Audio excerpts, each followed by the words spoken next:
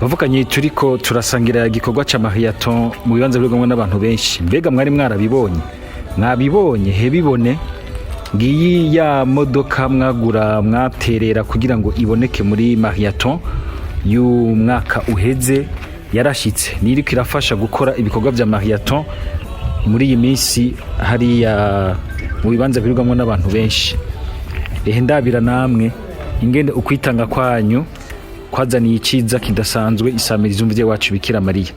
Ubu rero ibikorwa byo kuza turagenda gusanura iminara iyo iri kure bizoshobora kubanguka, hamwe twahora turinda gukota imodoka ugasanga bidutwara amafaranga yo gukota, bikadutwara uburyo bwinshi, bikadutwara ego n'umwanya, bigiye kugabanuka. None twagomba tubashimire kandi tubatera intege n'ubu mubandanye mukora marathon, mwumva neza yuko ico mukora gitanga icamwa kandi icamwa ciza gose gihimbaye. Murabona yuko twaraye turonse iyo modoka ikomeye izoshobora kuziratwara ivyuma, igatwara n'abantu kuja gusanura ivyuma, kubibungabunga ngo bigume bikora neza amasaha 80 kuri 28. Muragahezagirwa n'Imana kandi murakoze mwebwe mwese muriko muritanga muri marathon, mutanga kugira ngo nubundi ibindi byiza bigume biboneka.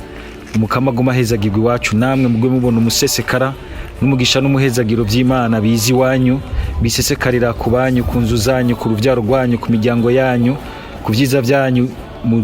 Muhimbagwe no kubona imigambi yanyu namwe mufise mu buzima, ego mu buzima musangiye n'Imana, mu buzima musangiye n'abandi iranguka neza. Umukama bahezagire, mwamane ivyo mutanga n'ivyo musigarana, mwamane ego umukama n'umukate muhorane, kubera ikintu Imana n'imangazini wanyu. Muhezagirwe.